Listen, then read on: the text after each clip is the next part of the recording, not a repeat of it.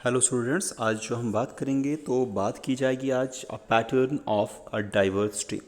Now pattern of diversity की बात करें तो the diversity that is the what biodiversity is varieties and variabilities of living organism पढ़ चुके हम। सो जो बायोडाइवर्सिटी है वो यूनिफॉर्म नहीं है throughout the world, but it show uneven distribution. और मैंने कहा था कि जो बायोडाइवर्सिटी है the number of the living organism वो वैरी करता है, डिपेंड करता है the factors are responsible for their suitable for their growth for their development. So अगर उन्हें इन्वायरमेंट सूटेबल मिल रहा है कहीं पर, सूटेबल जो है जो इन्वायरमेंट है, इन्वायरमेंटल कंडीशन जो है वो सूटेबल हैं ग्रोथ के लिए, तो ऑफकोर्स वहाँ पर जो स्पीशीज़ रिचनेस होगी, स्पीशीज़ का नंबर जो है वो ज़्यादा होगा एज़ कम्पेयर टू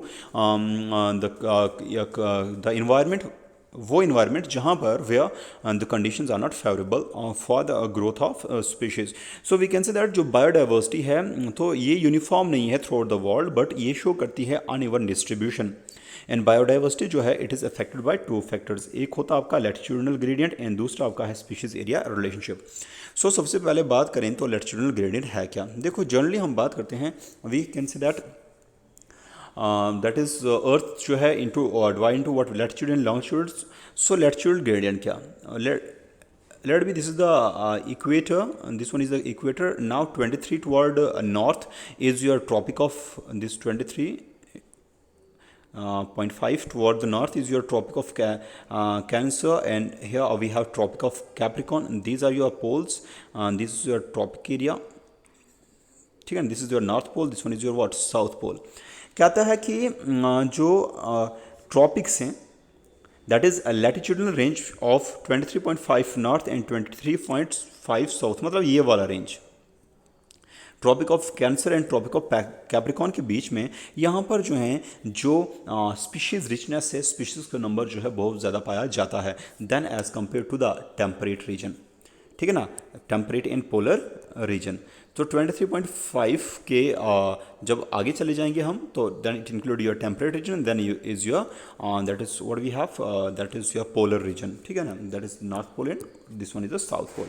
कहता है कि जो कोलंबिया है ये located near the equator has 1400 species of birds, while New York at 41 degree north has 15 species, and Greenland that is 71 north only 56 species। मतलब कह रहा है कि अगर हम इसके अकॉर्डिंग देखा जाए तो इक्वेटर पर आपको कोलंबिया की बात करें तो यहाँ पर स्पीशीज़ जो है स्पीशीज़ रिचनेस बहुत ज़्यादा है, दैट इज़ 1400।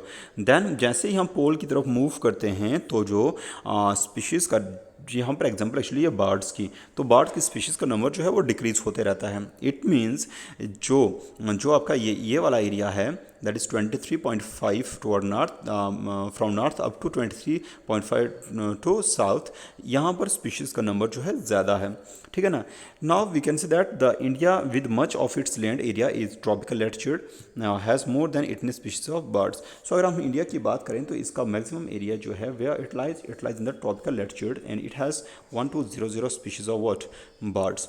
अब ये क्वेश्चन राइज होता है कि greater biological diversity in tropics region की बात करें, tropics of Cancer and Tropic of Capricorn, मैंने बोला अगर हम इन रीजन की बात करते हैं तो यहाँ पर इतना ज़्यादा स्पीशीज रिचनेस क्यों है, ठीक है।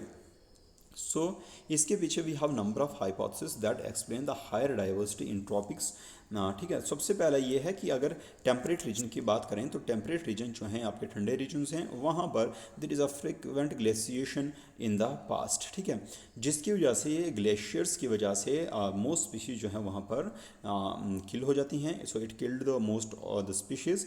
और जो ट्रॉपिकल एटीट्यूड है have remained relatively undisturbed for million of, लेकिन सो ट्रॉपिकल लैटिट्यूड्स की बात करें तो यहाँ पर जो है बहुत कम डिस्टर्बेंस रहती है, ठीक है, जिसकी वजह से यहाँ पर जो है स्पीशीज़ की रिचनेस जो है ज़्यादा है। सो एक हो गया इकोलॉजिकल डिस्टर्बेंस, अब हम सिंपल टर्म में बोल सकते हैं इकोलॉजिकल डिस्टर्बेंस। सो इकोलॉजिकल जो डिस्टर्बेंस होती है, इकोसिस्टम की जो डिस्टर्बेंस होती है, इन्वायरमेंटल डिस्टर्बेंस जो होती है वो टेम्परेट रीजन में ज़्यादा है as compare to tropical region, जिसकी वजह से जो टेम्परेट रीजन में जो स्पीशीज़ हैं उनका नंबर कम रहता है as compare to that is your tropical latitudes. Now जो ट्रॉपिकल इन्वायरमेंट है इट इज़ लेस सीजनल, जो प्रमोट करता है unique specialization and leads to a greater species and diversity.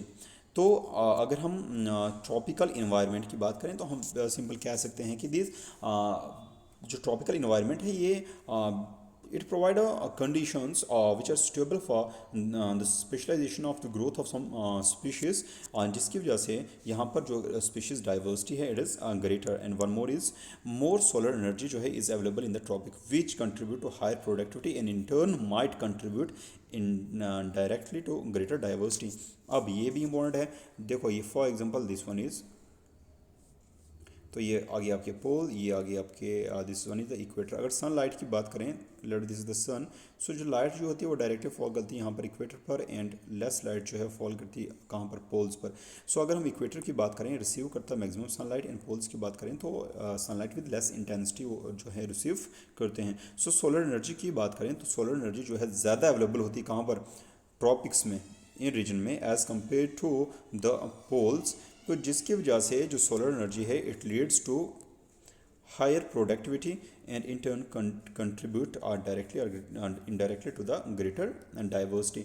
So actually जो आपका है greater biological diversity in the tropics is due to the condition that favours the growth of species are the living organism in a particular environment. तो वो tropical reason में वो condition जो है they are much more suitable, that's why the tropical region have much more diversity as compare to temperate और polar regions.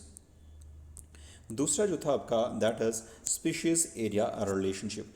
तो species area relationship की बात करें तो we have Alexander von Humboldt. He was a German naturalist and explorer.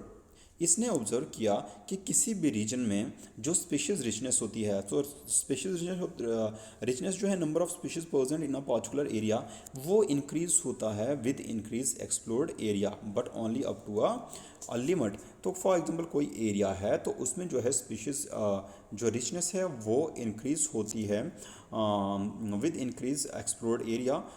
तो जितना हम area को एक्सप्लोर करें तो स्पीशीज जो है रिचनेस उतनी इंक्रीज होती है, लेकिन कहता है कि up to a certain limit. और जब भी हम बात करते हैं up to a certain limit तो what we get a graph which is hyperbola. So कहता है कि जब इसने ड्रा किया a graph which show the relationship between the species richness and area of wide varieties of taxa, तो he found the graph to be as rectangular hyperbola. So we have here, सो जब हम species area relationship हम easily कह सकते हैं कि यहाँ पर जब एरिया को ज़्यादा एक्सप्लोर करते हैं हम तो स्पीशीज़ की रिचनेस जो है स्पीशीज़ का नंबर इंक्रीज होता है but up to certain limit. और जिसकी वजह से when we draw a graph between the area and the species richness so we get a hyperbola, rectangular hyperbola graph. So on a logarithmic scale the relationship is straight line describe by the equation. So log s is equal to log c plus z log a, where as s जो है यहाँ पर represent करता है species richness, a जो है represent करता है एरिया, z जो है slope of the line, regression coefficient जिसे कहा जाता है, एंड y जो है intercept. So this is your the graphical representation of species area relationship.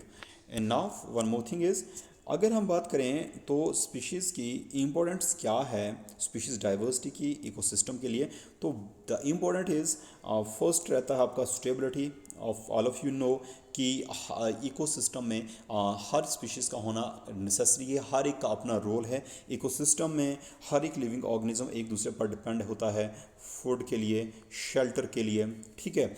सो इसलिए स्टेबिलिटी को मेंटेन करने के लिए स्पीशीज़ रिचनेस, स्पीशीज़ डाइवर्सिटी होना ज़रूरी है. And then one more thing is it is necessary for the productivity and of course necessary for ecosystem stability, ठीक है. सो नेक्स्ट जो डिस्कस करेंगे तो we discuss the loss of biodiversity, उसके causes क्या हैं, ठीक है. And then we talk about that is conservation of biodiversity.